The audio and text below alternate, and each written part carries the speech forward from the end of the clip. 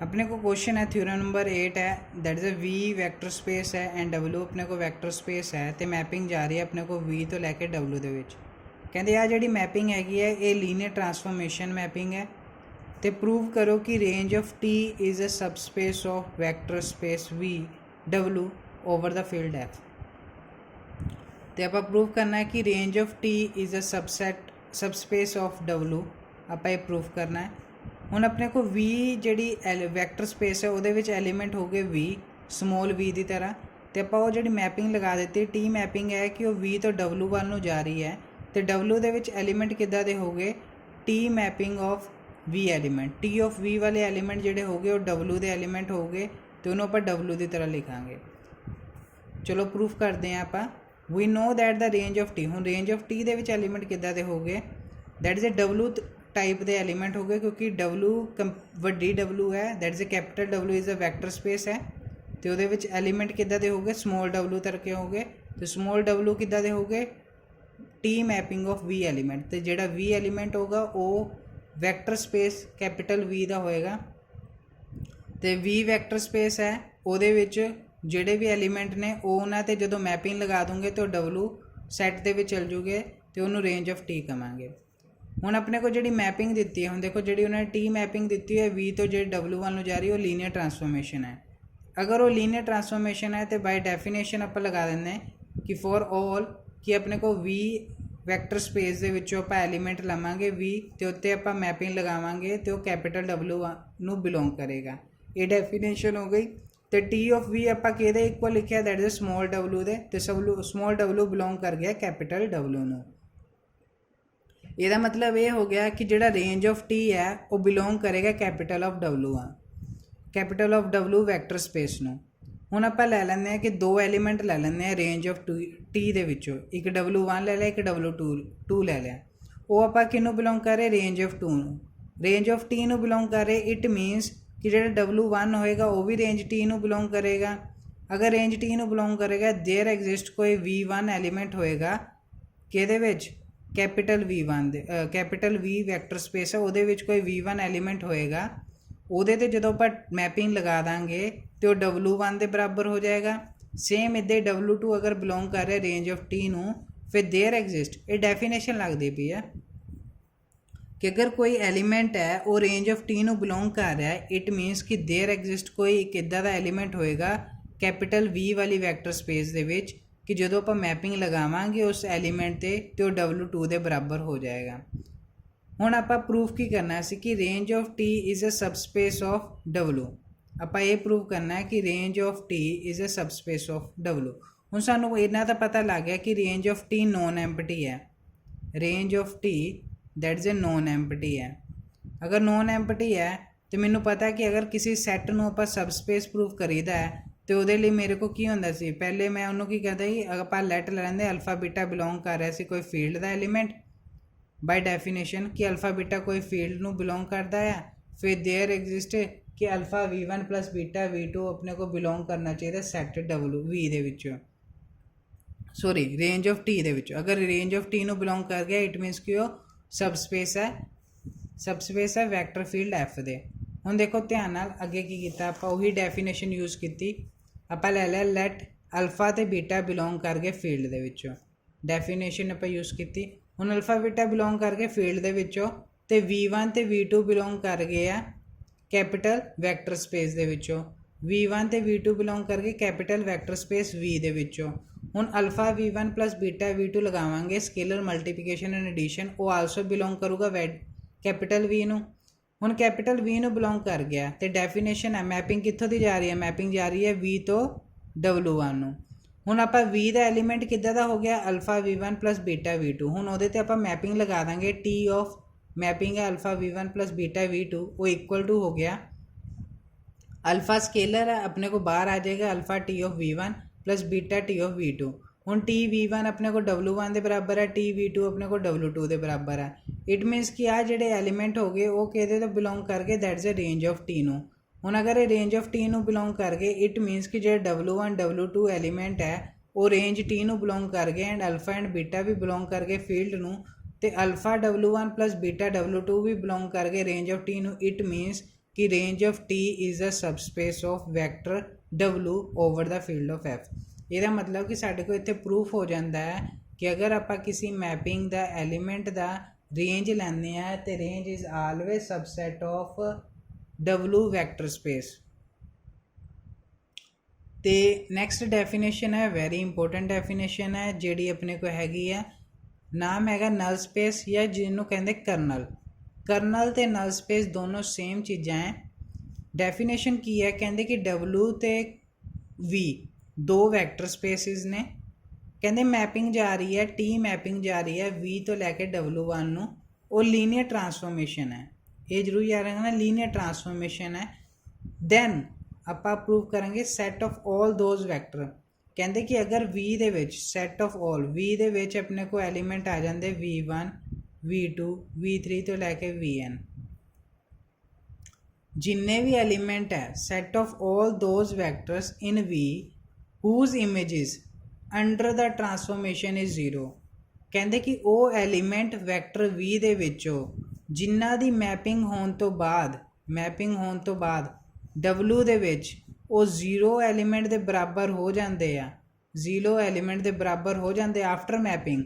Then उस set नूं कहांगे null space, उन्होंने कहांगे नल स्पेस ऑफ टी, उन्होंने कहांगे नल स्पेस ऑफ टी तो डिनोट करांगे N ऑफ टी दे नाल। हुण डायरैक्ट आपां बिल्डर फॉर्म दे विच देख लो कि नल स्पेस ऑफ टी का मतलब N ऑफ टी है कि V का कोई भी एलीमेंट है जो मैपिंग लगाई जाएगी उस एलीमेंट से वो 0 के बराबर हो जाएगा तो 0 बिलोंग करेगा W सैट नूं, उस सैट नूं कहांगे नल स्पेस का वैक्टर स्पेस, उस सैट नूं कहांगे नल स्पेस। ठीक है, ये डेफिनेशन हो गई है। चलो यदि थ्योरम देख लेंगे हैं। थ्योरम नंबर 9 है कि लेट वैक्टर स्पेस फील्ड हैगी अपने को V वैक्टर स्पेस है W वैक्टर स्पेस है, दोनों ओवर द फील्ड F दित्तियां हुई हैं वैक्टर स्पेस है तो T ट्रांसफॉर्मेशन है जिहड़ी V तो W1 नूं जा रही है। तो ये जिहड़ी मैपिंग दित्ती हुई है उन्होंने पहले दित्ती हुई है कि लीनियर ट्रांसफॉर्मेशन मैपिंग है। कहते प्रूव करो कि जिहड़ा नल स्पेस है वो सब स्पेस है V दा। ध्यान नाल देखो उन्होंने की किया कि जिहड़ा नल स्पेस ऑफ T है वो सब स्पेस है V दा। आपां ये प्रूव करना है। हुण देखो डेफिनेशन की कहती है नल स्पेस ऑफ टी दी कि कोई भी V एलीमेंट जिहड़ा कैपिटल वैक्टर V नूं बिलोंग कर रहा है वैक्टर स्पेस नूं, तो जदों उहदे ते मैपिंग लगा दी जाएगी वो 0 के बराबर हो जाएगा। अगर वो 0 के बराबर हो गया बाय डेफिनेशन मैनूं ये तो पता लग गया कि N of T is a सबसैट of V। मतलब कि वो इक्वल तो नहीं हो सकता बट वह छोटा जरूर होएगा। अगर छोटा होएगा इट मीनस कि हुण मैनूं पता लग गया कि वो हुण मैं दो एलीमेंट लै ले किहदे विचों नल स्पेस ऑफ टी दे विचों, उहदे विच किद्दां दे एलीमेंट है V एलीमेंट, तो मैं उहदे विचों दो एलीमेंट लै ले V1 ते V2 जिहड़े नल स्पेस दे विचों लै ले, अल्फा बीटा आपां फील्ड दे विचों लै लिया। हुण मैनूं पता by definition null space of T दी कि T of V1 is equal to 0 आ, T of V2 is equal to 0 आ। ये अपने को डेफिनेशन आपां अप्लाई कर दी इत्थे। हुण मैनूं पता है कि जिहड़ा V1 ते V2 है जिहड़े नल स्पेस ऑफ T नूं बिलोंग कर रहे हैं तो V1 ते V2 अपने को दोनों वैक्टर स्पेस नूं भी बिलोंग कर रहे V नूं, वैक्टर स्पेस V नूं बिलोंग कर रहे हैं। तो बाय डेफिनेशन जे मैं किसी सैट नूं सब स्पेस प्रूव करना है तो मैं आपां की प्रूव करना है कि अल्फा बीटा बिलोंग कर रहा फील्ड दे विचों ते alpha V1 plus beta V2 अगर बिलोंग कर गया नल स्पेस ऑफ टी नूं, इट मीनस कि नल स्पेस ऑफ टी अपने को सब स्पेस हो जाएगी V दे। हुण देखो ध्यान नाल चैक करना, हुण V1 ते V2 बिलोंग कर गए वैक्टर स्पेस V नूं ते alpha V1 plus beta V2 भी बिलोंग कर गए वैक्टर स्पेस V नूं। हुण वो कह रहे सी कि बाय डेफिनेशन अगर कोई एलीमेंट V नूं बिलोंग कर गया, हुण आ वाला एलीमेंट अगर V नूं बिलोंग कर गया तो आपां जे ट्रांसफॉर्मेशन लगावांगे इस एलीमेंट दी तो 0 के बराबर आपां ये प्रूव करना। हुण मैं ए वाला एलीमेंट V नूं बिलोंग कर रहा, डेफिनेशन लगाती है तो ट्रांसफॉर्मेशन लगाती, अल्फा बाहर आ गया T of V1 plus beta T of V2। हुण इत्थे देखो T ऑफ V1 किहदे इक्वल है दैट इज 0 दे, आपां इत्थे 0 पुट करता। T ऑफ V2 किहदे इक्वल है दैट इज इक्वल टू 0 दे, आपां इत्थे 0 पुट करता। इट मीनस कि 0 दे इक्वल आ गया। इट मीनस कि जिहड़ा अल्फा V1 आ प्लस बीटा V2 आ वो बिलोंग किनू कर गया नल स्पेस ऑफ T नूं। तो जे वो नल स्पेस ऑफ T नूं बिलोंग कर गया इट मीनस कि null space of T is a subspace of vector space V। ਇੱਥੇ ਆਪਣੇ ਕੋਲ ਥਿਊਰਮ ਕੰਪਲੀਟ ਹੋ ਜਾਂਦੀ ਹੈ। ਹੁਣ ਅਗਲੀ ਵੈਰੀ ਇੰਪੋਰਟੈਂਟ ਥਿਊਰਮ ਹੈ ਰੈਂਕ। ਵੈਰੀ ਇੰਪੋਰਟੈਂਟ, ਪਹਿਲੇ ਤਾਂ ਡੈਫੀਨੇਸ਼ਨ ਦੇਖੋ, ਵੈਰੀ ਇੰਪੋਰਟੈਂਟ ਹੈ, ਵੈਰੀ ਇੰਪੋਰਟੈਂਟ ਡੈਫੀਨੇਸ਼ਨ ਹੈ ਕਿ ਰੈਂਕ ਕੀ ਹੁੰਦਾ ਹੈ। ਕਹਿੰਦੇ ਕਿ ਕੋਈ ਵੀ ਵੈਕਟਰ ਸਪੇਸ ਹੈ V ਤੇ W, ਆਪਾਂ ਕੋਈ ਦੋ ਵੈਕਟਰ ਸਪੇਸਿਸ ਲੈ ਰਹੀਆਂ ਤੇ T ਮੈਪਿੰਗ ਲਈ ਹੈ ਆਪਣੇ ਕੋਲ, ਜਿਹੜੀ ਮੈਪਿੰਗ ਹੈ V ਤੋਂ W1 ਨੂੰ ਜਾ ਰਹੀ ਹੈ ਤੇ ਉਹ ਵਾਲੀ ਮੈਪਿੰਗ ਆਪਣੇ ਕੋਲ ਲੀਨੀਅਰ ਟਰਾਂਸਫੋਰਮੇਸ਼ਨ ਹੈ। ਹੁਣ ਲੀਨੀਅਰ ਟਰਾਂਸਫੋਰਮੇਸ਼ਨ ਹੈ ਐਂਡ ਆਪਣੇ ਕੋਲ dimension of range of T। ਹੁਣ dimension of range of T ਦਾ ਕੀ ਮਤਲਬ ਹੈ? Dimension of range of T ਇਹਦਾ ਮਤਲਬ ਹੈ ਕਿ ਉਸ ਰੇਂਜ ਆਫ T ਦੇ ਵਿੱਚ ਉਸ ਦੀ ਡਾਇਮੈਂਸ਼ਨ ਕੀ ਹੈ, ਮਤਲਬ ਨੰਬਰ ਆਫ ਐਲੀਮੈਂਟਸ ਕਿੰਨੇ ਨੇ। That is also the dimension of rank of T। ਕਹਿੰਦੇ ਕਿ R ਆਫ T ਨੂੰ ਆਪਾਂ ਕਹਿੰਦੇ, ਰੇਂਜ ਆਫ T ਨੂੰ ਆਪਾਂ ਰੈਂਕ ਆਫ T ਕਦੋਂ ਕਵਾਂਗੇ? ਰੈਂਕ ਆਪਾਂ ਰਿਪਰੈਜ਼ੈਂਟ ਕਰਦੇ ਹਾਂ ਰੋ ਆਫ T ਦੇ ਨਾਲ, ਰੋ ਆਫ T ਦੇ ਨਾਲ ਆਪਾਂ ਰਿਪਰੈਜ਼ੈਂਟ ਕਰਦੇ ਹਾਂ ਰੈਂਕ ਨੂੰ, ਤੇ ਉਹਨੂੰ ਆਪਾਂ dimension of range of T ਕਵਾਂਗੇ। ਕਹਿੰਦੇ ਜੋ ਡਾਇਮੈਂਸ਼ਨ ਹੋਏਗੀ ਰੇਂਜ ਆਫ T ਦੀ, ਉਹੀ ਆਪਣੇ ਕੋਲ ਰੈਂਕ ਆਫ ਐਲੀਮੈਂਟ ਆਏਗਾ ਤੇ ਉਹਨੂੰ ਰਿਪਰੈਜ਼ੈਂਟ ਕਰਾਂਗੇ ਰੋ ਆਫ T ਦੇ ਨਾਲ। ਇਹ ਤਾਂ ਡੈਫੀਨੇਸ਼ਨ ਹੋ ਗਈ। ਹੁਣ ਆਉਂਦਾ ਉਸ ਤੋਂ ਬਾਅਦ ਨਲਿਟੀ ਦੀ ਡੈਫੀਨੇਸ਼ਨ ਕੀ ਆਏਗੀ। ਕਹਿੰਦੇ ਕਿ V ਤੇ W ਆਪਣੇ ਕੋਲ ਦੋਨੋਂ ਵੈਕਟਰ ਸਪੇਸ ਨੇ, ਮੈਪਿੰਗ ਆਪਣੇ ਕੋਲ T V ਤੋਂ W ਜਾ ਰਹੀ ਹੈ, ਉਹ ਵੀ ਲੀਨੀਅਰ ਟਰਾਂਸਫੋਰਮੇਸ਼ਨ ਹੈ। ਤੇ ਕਹਿੰਦੇ ਜਦੋਂ ਡਾਇਮੈਂਸ਼ਨ ਆਫ ਨਲ ਸਪੇਸ, ਹੁਣ ਡਾਇਮੈਂਸ਼ਨ ਕਿਹਦੇ ਆ ਗਏ? ਨਲ ਸਪੇਸ ਦੇ, ਨਲ ਸਪੇਸ ਆ ਗਿਆ N ਆਫ T ਦੇ। ਅਗਰ dimension of N of T, ਉਹਨੂੰ ਆਪਾਂ ਨਲਟੀ ਆਫ T ਕਦੋਂ ਕਵਾਂਗੇ? ਦੇ ਆਰ ਰਿਪਰੈਜ਼ੈਂਟਡ ਐਜ਼ ਆਪਣੇ ਕੋਲ V of T, small v of T ਨੂੰ ਆਪਾਂ dimension of null space of T ਵੀ ਲਿਖਾਂਗੇ। ਕਿ ਕਹਿੰਦੇ ਕਿ ਅਗਰ ਇਹ ਜਿੰਨੇ ਆਪਣੇ ਕੋਲ ਇਹਦੀ ਡਾਇਮੈਂਸ਼ਨ ਹੋਏਗੀ ਉਹ ਆਪਣੇ ਕੋਲ ਨਲ ਸਪੇਸ ਆਫ T ਹੋਏਗੀ। V ਆਫ T ਦੇ ਨਾਲ ਆਪਾਂ ਨਲਟੀ ਨੂੰ ਲਿਖਦੇ ਹਾਂ, ਇਹ ਯਾਦ ਰੱਖਿਓ। ਹੁਣ ਇਹਨਾਂ ਦੋਨਾਂ ਦੀ ਡੈਫੀਨੇਸ਼ਨ ਤੋਂ ਇੱਕ ਥਿਊਰਮ ਆਉਂਦੀ ਹੈ, ਵੈਰੀ ਇੰਪੋਰਟੈਂਟ ਥਿਊਰਮ ਹੈ, ਬਹੁਤ ਹੀ ਇੰਪੋਰਟੈਂਟ ਥਿਊਰਮ ਹੈ, ਜਿਹੜੀ ਹਰ ਵਾਰੀ ਪੇਪਰ ਦੇ ਵਿੱਚ ਆਉਂਦੀ ਹੈ ਤੇ ਵੈਰੀ ਇੰਪੋਰਟੈਂਟ ਹੈ। ਇਹ ਤਾਂ ਮੈਂ ਤਾਂ ਕਹਿੰਦਾ ਸ਼ੋਰਲੀ ਹੈ ਤੁਸੀਂ ਪ੍ਰਪੇਅਰ ਕਰਕੇ ਜਾਣੀ ਫੋਰ ਐਗਜ਼ਾਮ ਦੇ ਲਈ। ਮੋਸਟ ਇੰਪੋਰਟੈਂਟ ਥਿਊਰਮ ਹੈ। ਹੁਣ ਮੋਸਟ ਇੰਪੋਰਟੈਂਟ ਥਿਊਰਮ ਹੈ, ਇਟ ਮੀਨਸ ਕਿ ਇਹ ਹਰ ਆਣੀ ਹੀ ਆਣੀ ਹੈ ਇਹਦਾ ਮਤਲਬ ਕਿ ਇਹਨੂੰ ਸਮਝਣਾ ਬਹੁਤ ਜ਼ਰੂਰੀ ਹੈ। ਹੁਣ ਦੇਖੋ ਥਿਊਰਮ ਨੰਬਰ 10 ਹੈ, ਇਫ V ਐਂਡ W ਦੋ ਵੈਕਟਰ ਸਪੇਸ ਹੈ ਤੇ ਮੈਪਿੰਗ ਜਾ ਰਹੀ ਹੈ ਆਪਣੇ ਕੋਲ V ਤੋਂ ਲੈ ਕੇ W ਦੇ ਵਿੱਚ, ਉਹ ਲੀਨੀਅਰ ਟਰਾਂਸਫੋਰਮੇਸ਼ਨ ਹੈ। ਇਹ ਗਿਵਨ ਦੇਤਾ ਜੀ ਉਹਨਾਂ ਨੇ, ਲੀਨੀਅਰ ਟਰਾਂਸਫੋਰਮੇਸ਼ਨ ਹੈ। ਸਪੋਜ਼ ਕਰ ਲਓ V is the dimension N ਹੈ, ਮਤਲਬ ਕਿ ਉਹ V ਵੈਕਟਰ ਸਪੇਸ ਹੈ, ਉਹਦੇ ਵਿੱਚ ਨੰਬਰ ਆਫ ਐਲੀਮੈਂਟ V1 ਤੋਂ ਲੈ ਕੇ V2 ਤੋਂ ਲੈ ਕੇ N ਐਲੀਮੈਂਟਸ ਨੇ। ਡਾਇਮੈਂਸ਼ਨ ਆਪਣੇ ਕੋਲ ਤਾਂ ਹੀ ਹੋਗੀ ਜੇ ਨੰਬਰ ਆਫ ਐਲੀਮੈਂਟ ਆਪਣੇ ਕੋਲ ਉਨੇ ਹੋ ਗਏ। ਕਹਿੰਦੇ ਜੇ N ਨੰਬਰ ਆਫ ਐਲੀਮੈਂਟ ਨੇ V ਵੈਕਟਰ ਸਪੇਸ 'ਚੋਂ ਤੇ ਡਾਇਮੈਂਸ਼ਨ ਉਹਦੀ ਕਿੰਨੀ ਹੋਗੀ? N ਹੋਗੀ। ਇਟ ਮੀਨਸ ਕਿ ਫਾਈਨਾਈਟ ਨੰਬਰ ਡਾਇਮੈਂਸ਼ਨ ਹੋਗੀ। ਪ੍ਰੂਵ ਦੈਟ, ਹੁਣ ਪ੍ਰੂਵ ਕੀ ਕਰਨਾ ਕਿ rank of T plus nullity of T ਆਪਣੇ ਕੋਲ ਡਾਇਮੈਂਸ਼ਨ V ਦੇ ਬਰਾਬਰ ਹੈ। ਧਿਆਨ ਨਾਲ ਦੇਖਣਾ, ਆਪਾਂ ਪ੍ਰੂਫ ਕੀ ਕਰਨਾ ਹੈ? Rank of T plus nullity of T ਆਪਣੇ ਕੋਲ ਡਾਇਮੈਂਸ਼ਨ ਆਫ V ਦੇ ਬਰਾਬਰ ਹੈ। ਪੇਪਰ ਦੇ ਵਿੱਚ ਤੁਹਾਨੂੰ ਆ ਵੀ ਸਕਦੀ ਹੈ ਪ੍ਰੂਫ ਰੈਂਕ ਨਲਟੀ ਥਿਊਰਮ ਜਾਂ ਸਟੇਲਸਟਰ law of nullity. Stelster law of nullity is also the name of the rank nullity theorem. ਆ ਤੁਸੀਂ ਯਾਦ ਰੱਖਿਓ, ਕਈ ਬੱਚੇ ਇੱਥੇ ਭੁੱਲ ਜਾਂਦੇ ਆ। ਸਟੇਲਸਟਰ ਲਾਅ ਕਿਹਨੂੰ ਕਹਿੰਦੇ ਆ? ਰੈਂਕ ਨਲਟੀ ਥਿਊਰਮ ਨੂੰ ਹੀ ਸਟੇਲਸਟਰ ਲਾਅ ਕਹਿੰਦੇ ਆ। ਹੁਣ ਆਪਾਂ ਪ੍ਰੂਫ ਕਰਦੇ ਹਾਂ। ਆਪਣੇ ਕੋਲ ਗੱਲ ਕੀਤੀ ਹੋਈ ਹੈ ਨਲਟੀ ਆਫ T ਹੈ, ਆਪਾਂ ਸਪੇਸ ਸਿੰਸ ਲੈ ਲਈ ਕਿ null space of T the definition ਕੀ ਹੈ। ਹੁਣ ਆਪਾਂ ਪਿੱਛੇ ਪੜ੍ਹ ਕੇ ਆਏ ਹਾਂ ਕਿ ਕੋਈ ਵੀ ਨਲ ਸਪੇਸ ਆਫ T ਹੈ, ਨਲ ਸਪੇਸ ਆਫ T ਹੈ, that is a subspace of ਆਪਣੇ ਕੋਲ ਕਿਹਦਾ ਆ ਗਿਆ? V ਦਾ। ਇਹ ਵਾਲੇ ਆਪਾਂ ਪਿੱਛੇ ਥਿਊਰਮ ਕੀਤੀ ਹੈ ਕਿ null space of T is also the subspace of ਆਪਣੇ ਕੋਲ ਵੈਕਟਰ ਫੀਲਡ F ਹੈ and vector field of F ਆਪਣੇ ਕੋਲ ਡਾਇਮੈਂਸ਼ਨ फाइनाइट डिमेंशन है। इट मीनस कि अगर अपने को पूरा सैट फाइनाइट डिमेंशन है तो छोटा जिहा पार्ट भी अपने को की होएगा? फाइनाइट होएगा। तो नल तो यदा मतलब की हो गया कि अपने को नल स्पेस ऑफ T भी अपने को फाइनाइट डिमेंशन हो गया।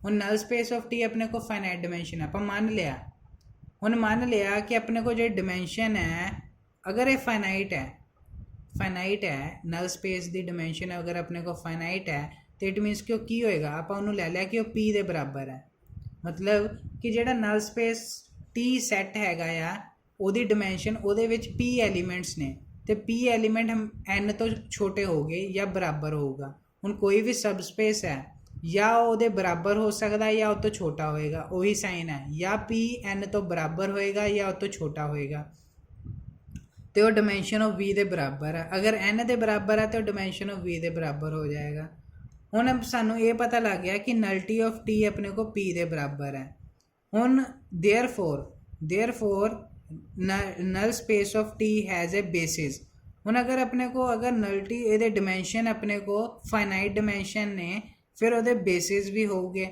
बाय द डेफिनेशन अपन को पता है कि अगर कोई नल स्पेस है या कोई भी वैक्टर स्पेस है अगर वो अपने को डिमेंशन फाइनाइट आते हैं तो अपने को वो बेसिस भी होंगे एलीमेंट दे हुण आपां देखो मान लो ये नल स्पेस ऑफ टी का सैट बना लिया नल स्पेस ऑफ टी का सैट बना लिया जिहदे विच अपने को एलीमेंट किद्दां दे ने हुण अपने को बेसिस आ जाते बेसिस B1 आ गया B2 आ गया हुण बेसिस दे विच एलीमेंट किद्दां दे हो गए V1 तो लैके VP दे विच ਉਹੀ ਉਹਨਾਂ ਨੇ ਲਿਆ कि NT has a basis NT ਦੇ ਵਿੱਚ बेसिस हो गए ਜਿਹਦੇ ਵਿੱਚ P एलीमेंट ਹੋਊਗੇ ਤੇ बेसिस B1 ਲੈ ਲਿਆ ਆਪਾਂ ਪਹਿਲਾ B1 ਲੈ ਲਿਆ ਜਿਹਦੇ ਵਿੱਚ P एलीमेंट्स ਨੇ V1 ਤੋਂ ਲੈ ਕੇ VP B ਦਾ बेसिस ਹੈ ਕਿਹਦਾ बेसिस ਹੈ नल स्पेस ऑफ T ਦਾ ਹੁਣ नल स्पेस ऑफ T ਦਾ बेसिस ਹੈ इट मीनस कि ਸਾਨੂੰ ਇਹ ਪਤਾ ਆ कि ਜਦੋਂ ਆਪਾਂ ट्रांसफॉर्मेशन लगा देंगे element of basis they V1 ਦੀ ਉਹ ਵੀ ਆਪਣੇ को 0 आएगा तो टी ऑफ V2 लगा देंगे वो भी 0 आ जाएगा and so on T of VP लगा देंगे वो भी 0 आएगा by the definition of null space of T इन्ना पता लग गया हुण उस तो बाद आपां की कीता एक्सटेंड कर दिता बेसिस सैट नूं B1 नूं to the basis set of B2 हुण जदों आपां एक्सटेंड कर दिता कहते एक्सटेंड कर दिता हैविंग द n एलीमेंट्स फिर अपने को n एलीमेंट्स चले गए हुण जदों आपां एक्सटेंड किया इस सैट नूं इहदे विच किन्ने सी P एलीमेंट सीगे V1 तो लैके VP हुण आपां जदों एक्सटेंड किया तो इन्हूं आपां VN तक लै गए तो ये मतलब VP+1 P+2 P+3 and so on VN अपने को टोटल n एलीमेंट्स हो गए हुण जदों B2 दे विच अपने को बेसिस है उहदे विच n एलीमेंट हो गए it is also the basis तो आपां कंसीडर कर लिया कोई सैट B3 हुण B3 अपने को सैट इस तरह कंसीडर किया कि जदों आपां नल स्पेस ऑफ T दे विच है जो मैपिंग लगा देंगे T of VP+1 T of VP+2 T of VN अपने को ये इदा कंसीडर कर लिया सैट कंसीडर कर लिया ये इंपोर्टेंट है जी इतों आप सैट कंसीडर कर लिया हुण सैट इस तरह आप कंसीडर किया जिहदे ते मैपिंग लगी हुई है मैपिंग उन्होंने एलीमेंट ते लगी है जिन्हां ते अपने को P दे एलीमेंट छड़ के P एलीमेंट छड़ के P तो बाद वाले एलीमेंट ते आप मैपिंग लगाई वो वाला सैट आप कंसीडर कर लिया हुण कंसीडर किया यदा मतलब कि आप इस सैट नूं की करना हुण नाउ शो दैट कि it to be the basis of R of T हुण आप ये प्रूव करना कि जिहड़ा सैट आप लिया आ B3 कि वो बेसिस हैगा आ R ऑफ T का मतलब रेंज ऑफ T का बेसिस है आप ये प्रूव करना है तो नाल ही आप को होर भी प्रूव करना है कि जिहड़ा B3 है वो लीनियरली इंडिपेंडेंट सैट है एक होर चीज़ प्रूव करनी है कि सैट कहते B3 जिहड़ा सैट है उन्होंने आप लिख सकते span of range of T कहते कि अपने को जे आप B3 सैट का स्पैन करते हैं तो रेंज ऑफ T के बराबर है आप ये भी प्रूव करना है हुण देखो जी इन्नियां 3 चीज़ां आप इत्थे प्रूव करनियां है तो आप 1 बाय 1 आप प्रूव करते हैं आप एक्चुअल जो प्रूफ की करना चाहते हैं आप ये प्रूफ करना चाहते हैं कि जिहड़ा B3 है वो बेसिस सैट है रेंज ऑफ T का चलो जी फर्स्ट पार्ट है आप पहले प्रूव करने टू शो दैट कि B3 is a linearly independent हुण लीनियरली इंडिपेंडेंट है आप ये प्रूफ करना है कि वो लीनियरली इंडिपेंडेंट है आप की कीता कंसीडर कर लिया कंसीडर किया अपने को अगर लीनियरली इंडिपेंडेंट है बाय द डेफिनेशन सानू पता है अगर कोई सैट लीनियरली इंडिपेंडेंट है इट मीनस कि वो सारे अल्फाज जिहड़े बिलोंग कर रहे फील्ड नूं सारे 0 के बराबर होणगे सानू पता है कि अगर कोई सैट लीनियरली इंडिपेंडेंट है तो all alpha i's equal to 0 होगा, all alpha is equal to 0। ਹੁਣ मैं ਲੀਨੀਅਰ ਉਹ ਲੈ ਲਈ ਹੈ, ਸਕੇਲਰ ਮਲਟੀਪਲੀਕੇਸ਼ਨ ਐਂਡ ਐਡੀਸ਼ਨ ਕਰ ਲਈ ਹੈ, ਜਿਹਨੂੰ ਲੀਨੀਅਰ ਟਰਾਂਸਫੋਰਮੇਸ਼ਨ ਕਹਿੰਦੇ। ਹੁਣ ਸੈੱਟ ਦੇ ਵਿੱਚ ਐਲੀਮੈਂਟ ਕਿੱਦਾਂ ਦੇ ਨੇ? ਸੈੱਟ ਦੇ ਵਿੱਚ ਐਲੀਮੈਂਟ ਨੇ T of VP + 1, T of VP + 2, T of VN तक ਇਹ ਐਲੀਮੈਂਟ ਨੇ। ਤੇ ਆਪਾਂ ਸਕੇਲਰ ਕਿੱਦਾਂ ਦੇ ਲੈ ਲਏ? Alpha P + 1। ਹੁਣ ਇਹਨਾਂ ਨੇ ਅਲਫਾ ਦੀ ਜਗ੍ਹਾ AP + 1 ਲੈ ਲਿਆ, AP + 2 ਲੈ ਲਿਆ, ਐਂਡ ਸੋ ਔਨ APN ਲੈ ਲਿਆ, AN ਲੈ ਲਿਆ। ਦੇ ਆਰ ਦਾ ਐਲੀਮੈਂਟਸ ਹੈ ਜਿਹੜੇ ਬਿਲੋਂਗ ਕਰ ਰਹੇ ਫੀਲਡ ਦੇ ਵਿੱਚੋਂ। ਇਹ ਐਲੀਮੈਂਟਸ ਲੈ ਲੈਣੇ ਆਪਾਂ AP + 1, AP + 2 ਤੋਂ ਲੈ ਕੇ AN ਤੱਕ ਜਿਹੜੇ ਫੀਲਡ ਦੇ ਵਿੱਚੋਂ ਬਿਲੋਂਗ ਕਰ ਰਹੇ। ਆਪਾਂ ਲੀਨੀਅਰ ਟਰਾਂਸਫੋਰਮੇਸ਼ਨ ਲਗਾਤੀ। AP + 1 ਐਲੀਮੈਂਟ ਦਾ ਫਸਟ ਸੈੱਟ ਦਾ ਐਲੀਮੈਂਟ ਕੀ ਹੈ? T of VP + 1। ਇਹਦੇ ਹੀ ਪਲੱਸ AP + 2 ਸੈੱਟ ਦਾ ਦੂਸਰਾ ਐਲੀਮੈਂਟ ਹੈ T VP + 2 and so on AN T of VN is equal to 0। AI अपने को सारे स्केलर्स ने। ਹੁਣ ਸਾਨੂੰ ਇਹ ਪਤਾ ਹੈ ਕਿ ਜੇ ਸਕੇਲਰ ਬਾਹਰ ਮਲਟੀਪਲਾਈ ਹੋ ਰਿਹਾ ਉਹਨੂੰ ਆਪਾਂ ਅੰਦਰ ਵੀ ਲਿਖ ਸਕਦੇ ਹਾਂ T of AP + 1 VP + 1, T of AP + 2 VP + 2 ਆ ਜਾਏਗਾ and so on equal to 0। ਅਗਰ ਸਾਰਿਆਂ ਦੀ ਮੈਪਿੰਗ ਸੇਮ ਹੈ ਤਾਂ ਮੈਂ T ਬਾਹਰ ਲੈ ਸਕਦਾ। कॉमन अपने को T क्यों? क्योंकि T अपने को लीनियर ट्रांसफॉर्मेशन है, रीजन याद रखना। तो T कॉमन हुण मैनू ये पता है कि अगर किसी का T एलीमेंट है, मान लो कि T of V अपने को 0 आ जाता है, T of V element is equal to 0 आ जाता है, इट मीनस कि वो किहड़े सैट नूं बिलोंग कर गया? वो नल स्पेस ऑफ T नूं बिलोंग कर गया। अगर V का कोई भी एलीमेंट है वैक्टर स्पेस के विचों उत्ते ट्रांसफॉर्मेशन लगाई जाए या मैपिंग लगाई जाए तो वो 0 के इक्वल आ जाती है, तो वो बिलोंग कर गया नल स्पेस ऑफ T नूं। वही आप डेफिनेशन लगा दी नल स्पेस ऑफ T दी। तो अपने को जो V एलीमेंट है, आ V एलीमेंट है जोड़ा नल स्पेस ऑफ T नूं बिलोंग करेगा। तो आप इत्थे लिख दिता कि AP + 1 VP + 1 plus AP + 2 VP + 2 and so on AN VN belong कर गया नल स्पेस ऑफ T नूं। ਹੁਣ ਇੱਥੇ ਨਲ ਸਪੇਸ ਆਫ T ਨੂੰ ਬਿਲੋਂਗ ਕਰ ਗਿਆ, ਇਟ ਮੀਨਸ ਕਿ ਇਹਨੂੰ ਮੈਂ ਪੂਰੇ ਨੂੰ V ਐਲੀਮੈਂਟ ਲੈ ਲਿਆ। ਮੈਂ ਇੱਥੇ V ਗਿਆ ਨਾ, ਮੈਂ ਸਾਰਿਆਂ ਨੂੰ V ਮੰਨ ਲਿਆ, ਕੰਸੀਡਰ ਕਰ ਲਿਆ ਕਿ ਇਹਨੂੰ ਪੂਰੀ ਟਰਮ ਨੂੰ ਆਪਾਂ V ਲਿਖਾਂਗੇ। ਆ ਪੂਰੀ ਟਰਮ ਨੂੰ ਮੈਂ V ਲਿਖ ਦਿੱਤਾ ਜੀ। ਹੁਣ ਇੰਨਾ ਮੈਨੂੰ ਪਤਾ ਲੱਗ ਗਿਆ ਕਿ since B1 is the basis of N of T। ਹੁਣ ਮੈਨੂੰ ਇਹ ਤਾਂ ਪਤਾ ਆ ਕਿ ਮੈਂ ਕੰਸੀਡਰ ਕੀਤਾ ਸੀ ਕਿ B1 ਜਿਹੜਾ ਦੇਖੋ ਆਪਾਂ ਮੈਂ ਇੱਥੇ ਲਿਖਿਆ ਕਿ ਜਿਹੜਾ B1 ਵਾਲਾ ਸੈੱਟ ਹੈ ਉਹ ਕੀ ਸੀਗਾ? ਬੇਸਿਸ ਹੈਗਾ ਜਾਂ ਬੇਸਿਸ ਹੈ ਕਿਹਦਾ? ਹੈ ਨਲ ਸਪੇਸ ਆਫ T ਦਾ। ਹੁਣ B1 ਆਪਾਂ ਉਹੀ ਚੀਜ਼ ਲਈ ਹੈ ਕਿ ਜਿਹੜਾ B1 ਹੈ ਉਹ ਨਲ ਸਪੇਸ ਹੈ, ਉਹ ਬੇਸਿਸ ਹੈ ਕਿਹਦਾ? ਨਲ ਸਪੇਸ ਆਫ T ਹੈ। ਅਗਰ ਕੋਈ ਵੀ ਬੇਸਿਸ ਹੈ ਨਲ ਸਪੇਸ ਆਫ T ਦਾ ਤੇ ਮੈਂ ਉਹਨੂੰ ਐਕਸਪ੍ਰੈਸ ਕਰ ਸਕਦਾ linear combination of the element of B1 ਵੈ।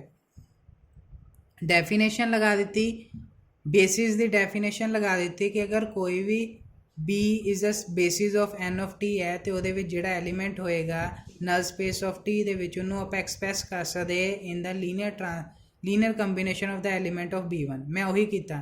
हुण V नूं एक्सप्रैस कर दिता B1 क्योंकि B1 सैट दे विच देखो किहड़े एलीमेंट है, V1 है, V2 तो लैके VP है। मैं वही एक्सप्रैस करता B1 plus B2 plus BV BP। हुण जिन्ने भी BI आ B1 तो लैके BP है वो सारे अपने को फील्ड दे विचों बिलोंग कर रहे। ये जरूर याद रखना कि B1 तो लैके BP तक जिन्ने भी अपने को स्केलर्स ने वो सारे फील्ड दे विचों है। हुण आपां डेफिनेशन लगाती। हुण V आपां किहदे बराबर कीता सी? A अपने को V बराबर कीता सी AP + 1 VP + 1 plus AP + 2 VP + 2। उन्होंने आपां पुट कर देना उस तो बाद कंपेयर कर देना। कंपेयर करन तो बाद सानूं ये पता लगा कि B1 तो लैके BP तक सारे ही स्केलर 0 है, तो AP + 1 तो लैके AN तक सारे ही स्केलर 0 ने। इट मीनस कि अगर किसी सैट दे सारे स्केलर अपने को 0 आ जाते हैं, इट मीनस कि वो सैट की हो जाता है लीनियरली इंडिपेंडेंट। वो सारे जे स्केलर अपने को 0 आ जाते हैं, इट मीनस कि वो जोड़ा सैट है वो लीनियरली इंडिपेंडेंट सैट हो जाता है। तो अपने को इत्थे प्रूफ हो गया कि B3 is a linearly independent set. हुण अपने को फर्स्ट पार्ट कंप्लीट हो गया जिसों आप प्रूफ करना से कि B3 is a linearly independent set. हुण अपने को सैकेंड पार्ट है जिसों आप प्रूफ करना है कि B3 ਜਿਹੜਾ ਆ is the span of range of T। ਹੁਣ B3 is the span of range of T ਹੈ, ਮੈਂ ਕੀ ਕੀਤਾ, span of range of T ਆਪਾਂ V ਤੋਂ W ਨੂੰ ਜਾ ਰਹੀ ਹੈ, T ਮੈਪਿੰਗ ਹੈ। ਹੁਣ V ਦੇ ਵਿੱਚ ਐਲੀਮੈਂਟ X ਲੈ ਲਓ, X ਲੈ ਲਿਆ, ਤੇ ਇਹਦੇ ਵਿੱਚ ਕਿੱਦਾਂ ਦੀ ਹੋਊਗਾ, Y ਹੈ, ਤੇ Y ਐਲੀਮੈਂਟ ਕਿੱਦਾਂ ਦਾ ਹੋਊਗਾ, ਅਗਰ Y ਐਲੀਮੈਂਟ ਮੈਂ ਰੇਂਜ ਆਫ T ਦੇ ਵਿੱਚੋਂ ਲੈ ਰਿਹਾ, ਰੇਂਜ ਆਫ T ਦੇ ਵਿੱਚੋਂ ਲੈ ਰਿਹਾ Y ਐਲੀਮੈਂਟ, ਤੇ ਰੇਂਜ ਆਫ T ਆਪਣੇ ਕੋਲ ਕਿਹਦੇ ਵਿੱਚ ਹੈ, W ਸੈੱਟ ਦੇ ਵਿੱਚੋਂ ਆ। ਹੁਣ ਦੇਖੋ ਆਪਾਂ Y ਐਲੀਮੈਂਟ ਲੈ ਲਿਆ, ਰੇਂਜ ਆਫ T ਦੇ ਵਿੱਚੋਂ ਕੋਈ ਵੀ ਐਲੀਮੈਂਟ ਹੈ, ਫਿਰ ਦੇਅਰ ਐਗਜ਼ਿਸਟ ਆਪਣੇ ਕੋਲ। ਹੁਣ Y ਆਫ T ਦੇ ਆਪਾਂ ਇੱਦਾਂ ਹੀ ਲਵਾਂਗੇ ਨਾ ਕਿ Y ਕਿਹਦੇ ਬਰਾਬਰ ਹੋ ਗਿਆ, ਜਦੋਂ ਆਪਾਂ ਕੋਈ X ਐਲੀਮੈਂਟ ਲਵਾਂਗੇ ਇਸ ਸੈੱਟ ਦਾ, ਵੈਕਟਰ ਸਪੇਸ ਦਾ X ਲਵਾਂਗੇ, ਉੱਤੇ ਮੈਪਿੰਗ ਕਰਾਂਗੇ ਤਾਂ ਹੀ ਉਹ Y ਦੇ ਬਰਾਬਰ ਆਏਗਾ। ਉਹੀ ਮੈਂ ਕੀਤਾ ਕਿ ਕੋਈ X ਐਲੀਮੈਂਟ ਲੈ ਲਿਆ ਵੈਕਟਰ ਸਪੇਸ V ਦੇ ਵਿੱਚੋਂ, ਉੱਤੇ ਮੈਪਿੰਗ ਲਗਾਈ ਤੇ ਉਹ Y ਐਲੀਮੈਂਟ ਚਲਾ ਗਿਆ ਜਿਹੜਾ ਰੇਂਜ ਆਫ T ਨੂੰ ਬਿਲੋਂਗ ਕਰ ਰਿਹਾ। ਉਹੀ ਡੈਫੀਨੇਸ਼ਨ ਲਗਾ ਦਿੱਤੀ। ਇਹਦਾ ਮਤਲਬ ਇਹ ਹੋ ਗਿਆ ਕਿ X ਐਲੀਮੈਂਟ V ਨੂੰ ਬਿਲੋਂਗ ਕਰ ਰਿਹਾ, ਜਿਹੜਾ B2 ਹੈ। ਹੁਣ ਦੇਖੋ B2 ਵੀ ਆਪਾਂ basis set of B2 is a basis set of V ਹੈ। ਅਗਰ B2 ਆਪਣੇ ਕੋਲ ਬੇਸਿਸ ਸੈੱਟ ਆਫ V ਹੈ ਤੇ ਮੈਂ ਐਕਸਪ੍ਰੈਸ ਕਰ ਸਕਦਾ ਬਾਈ ਡੈਫੀਨੇਸ਼ਨ ਲਗਾ ਦਿਓ ਇੱਥੇ, ਡੈਫੀਨੇਸ਼ਨ ਬਾਈ ਡੈਫੀਨੇਸ਼ਨ ਕਿ ਕੋਈ ਵੀ ਐਲੀਮੈਂਟ V ਸੈੱਟ ਦਾ ਆ ਤੇ ਉਹਨੂੰ ਐਕਸਪ੍ਰੈਸ ਕਰ ਸਕਦੇ linear combination of the element of B2। ਹੁਣ ਆਪਣੇ ਕੋ ਅਗਰ B2 is the basis set ਹੈ ਤਾਂ ਆਪਾਂ ਉਹਨੂੰ ਐਕਸਪ੍ਰੈਸ ਕਰ ਸਕਦੇ linear combination of the element of B3 ਜਿਸ ਸੈੱਟ ਦੀ ਆਪਾਂ ਗੱਲ ਕਰ ਰਹੇ ਉਸ ਨੂੰ B3 ਦੀ ਸੈੱਟ ਦੀ ਗੱਲ ਕਰ ਰਹੇ ਹਾਂ, ਤੇ ਆਪਾਂ B3 ਦੇ ਐਲੀਮੈਂਟ ਦੇ ਵਿੱਚ ਐਕਸਪ੍ਰੈਸ ਕਰਾਂਗੇ।